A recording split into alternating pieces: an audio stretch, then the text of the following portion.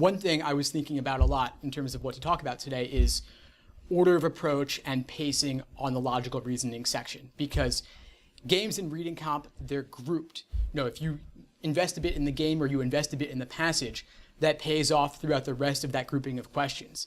But logical reasoning, they're bite-sized, and so they're independent from each other, which means that they should not carry across from one to the next. Like your understanding of 19 should not affect your understanding of 20. But unfortunately, it does sometimes if you're stressing out about 19 because things didn't click for you. If you were investing minute after minute in question 19 and you're not making headway, adrenaline starts to pump, your heart's racing a bit, and you start to worry about that throughout the rest of the exam. As you do questions 20 to 26, as you do future sections in the exam, you're still thinking about number 19. And so I want you to reframe your approach. You don't need to get every question right to get a great score. The people who get a 170, they're typically getting perfect, maybe -1 on games, -3 on each of the LRs, and -3 on reading comp. So you don't need LR perfection.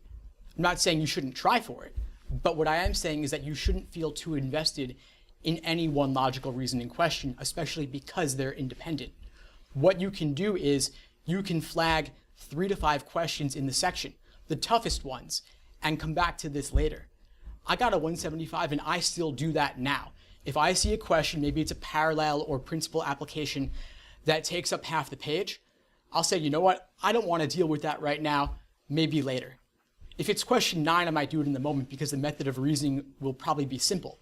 But if it's 19, 20, 21, that's as tough as it gets. So given that everything's worth the same, why focus so much on that one question?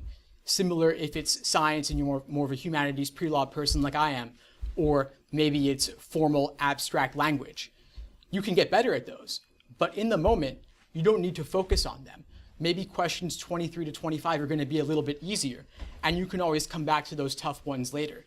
Logical reasoning has a general order of difficulty, but not a perfect order of difficulty. So skipping around, coming back later is totally fine.